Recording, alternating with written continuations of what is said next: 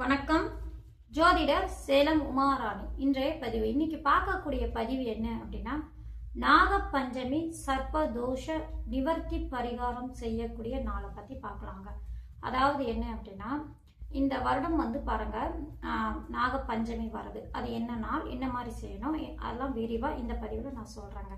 இந்த வருடம் பாருங்க, தமிழ் வருடம் பராபவ வருடம் ஆடி மாதம் 31ஆம் தேதி அதாவது ஆங்கில மாதம் அப்படின்னு எடுத்துக்கிட்டோன்னா 16/8/2026 ஞாயிற்றுக்கிழமை மாலை 4:53 அளவில் இருந்து பஞ்சமி ஆரம்பித்து மறுநாள் திங்கட்கிழமை 17/8/2026 அன்று திங்கட்கிழமை மாலை 5 மணி வரைக்கும் பஞ்சமி திதி இருக்குங்க. சுக்லபட்ச வளர்பிறை பஞ்சமி திதி இருக்கு.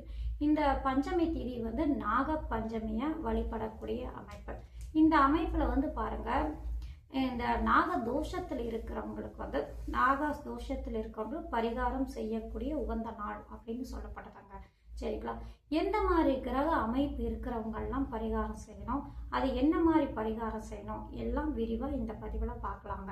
இந்த காலகட்டங்களில் இந்த நாளில் பாருங்கள், இந்த பஞ்சமி தீதியில் அதாவது நாக பஞ்சமி தீதியில் அவங்களுக்கெல்லாம் பாருங்கள் என்ன மாதிரி பரிகாரம் அப்படின்னு எடுத்துக்கிட்டாங்கன்னா, அன்னைக்கு அவங்க நாகர்கோயில் பக்கத்தில், உங்கள் வீடு பக்கத்துலேயே நாகர் சிலையோ நாகர்கோயிலோ இருக்கும் பட்சத்தில் அங்கே போய் பால் வாங்கி கொடுக்கறது, அபிஷேகத்துக்கு பால் வாங்கி கொடுக்கறது, அடுத்தது மஞ்சள் குங்குமம் போடுறது, அடுத்தது தீபம் போட்டு உங்களால் முடிஞ்ச அளவுக்கு அதாவது நெய்வேத்தியமாக என்ன கொடுக்க முடியுமோ அது கொடுக்கலாம். இந்த மாதிரி பரிகாரம் செஞ்சுட்டு வந்தீங்க அப்படின்னா அவங்களுக்கு நாகதோஷ நிவர்த்தி ஆகுது அப்படின்னு சொல்லப்படுறாங்க. சரிங்களா? இப்போ யாரெல்லாம் பரிகாரம் செய்யணும், எந்த மாதிரி கிரக அமைப்பு இருக்கிறவங்கெல்லாம் பரிகாரம் செய்யணும் அப்படின்னு விரிவாக இந்த பதிவில் பார்க்கலாங்க. இப்போ திருமணம் தள்ளி போய்கிட்டே இருக்கு, பொண்ணுக்கோ பையனுக்கோ வரன் பார்த்துட்டு இருக்கீங்க அப்படின்னா அவங்களுக்கு நாகதோஷம் இருக்குது அப்படின்னா, நாகதோஷத்தால் திருமணம் தள்ளி போயிட்டே இருக்குது அப்படின்னா, நாகதோஷம் அப்படின்னா அவங்களுடைய ஜாதகத்தில் எப்படி இருக்கும் அப்படின்னா, அவங்களுடைய ஜாதகத்தில் பாருங்கள், லக்னத்தில் ராகுவோ அல்லது கேதுவோ இருக்கிறது. அதே போல் லக்னத்தில் இருக்கிற மாதிரி லக்னத்துக்கு 7ஆம் இடத்துல ராகு கேது இருப்பது, அடுத்தது லக்னத்துக்கு 2 8ஆம் இடத்துல ராகு கேது இருப்பது. இந்த மாதிரி அமைப்பில் இருக்கும் பட்சத்தில் அவங்களுக்கு நாகதோஷம் உள்ள ஜாதகம் அப்படின்னு அழைக்கப்படுதுங்க. இந்த மாதிரி இருக்கிறவங்களுக்கு திருமணம் தள்ளி போயிட்டே இருக்கும், திருமணம் வரணும் கரெக்டாக அமையாது, இவங்க எதிர்பார்த்துட்டு போனாலும் திருமணம் ஏதாவது ஒரு காரணத்தினால பிரச்சனை ஆகிடும். இந்த மாதிரி ஆகிட்டு இருக்கு அப்படின்னா, நாகதோஷத்தால் பிரச்சனை ஏற்படுத்திகிட்டே இருக்குன்னா அவங்களுக்கெல்லாம் பாருங்கள், அவங்களுக்கு பொண்ணுக்கோ பையனுக்கோ இருக்குன்னா அவங்கள கூட்டிகிட்டு போய் இந்த நாகதோஷ பரிகாரம் செய்யுங்க. உங்களால் முடிஞ்ச அளவுக்கு என்ன செய்யணுமோ, இப்போ எளிமையாக சொன்னேன், அந்த மாதிரி செஞ்சாலும் சரி, கூடுதலாக செஞ்சாலும் சரிங்க. அந்த கோயிலில் என்ன மாதிரி பரிகாரம் செய்வாங்களோ அதை கேட்டு நீங்கள் செய்யுங்க. சரிங்களா? ராகு பகவானுக்கும் கேது பகவானுக்கும் இந்த மாதிரி பரிகாரம் செய்யும்போது திருமண தடை நீங்கி திருமணம் நல்லபடியாக கைகூடி வரக்கூடிய வாய்ப்பு அதிகமாக உண்டு. இந்த ஆடி மாதத்தில் செய்யுங்க, ஆவணி மாதத்துலேயே நல்ல வரன் அமைஞ்சு வரக்கூடிய வாய்ப்பும் உங்களுக்கெல்லாம் இருக்கும். சரிங்களா? இன்னும் என்ன மாதிரி கிரக அமைப்பு இருந்தால் திருமணம் தள்ளி போயிட்டே இருக்கும் அப்படின்னா, இப்போ ராகு கேது தோஷம் இருந்தால் மட்டுமே உங்களுக்கு திருமணம் ராகு கேதால் தள்ளி போயிட்டே இருக்கும் மட்டும் இல்லைங்க. ஒரு சில அமைப்பு இருந்தாலும், ராக தோஷ அமைப்பில் இருந்தாலும் அவங்களுக்கு திருமணம் தள்ளி போகக்கூடிய வாய்ப்பெல்லாம் இருக்குங்க. அதாவது எப்படின்னா, இப்போ லக்ன அதிபதியோட ராகு கேது சம்பந்தம் பெறுவது, அடுத்தது 2ஆம் இடத்து அதிபதியோட ராகு கேது சம்பந்தம் பெறுவது, லக்னத்துக்கு 7ஆம் அதிபதியோட ராகு கேது சம்பந்தம் பெறுவது, லக்னத்துக்கு 8ஆம் அதிபதியோட ராகு கேது சம்பந்தம் பெறுவது. இந்த அதிபதிகள் கிரகத்தோட அந்த ராகு பகவானோ கேது பகவானோ இணைவோ பார்வையோ பெற்றிருக்கக்கூடிய அமைப்பில் இருந்தாலும் திருமணம் தள்ளி போகக்கூடிய வாய்ப்பெல்லாம் இருக்குது. அப்படிங்கிறனால அவங்களும் பரிகாரம் செய்யும்போது திருமணம் நல்லபடியாக கைக்கூடி வரக்கூடிய வாய்ப்பு உண்டுங்க.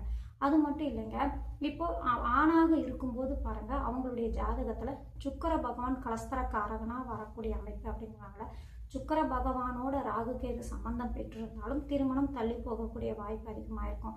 அவங்களும் போய் பரிகாரம் செய்யும்போது திருமணம் நல்லபடியாக கைக்கூடி வரக்கூடிய வாய்ப்பு உண்டு.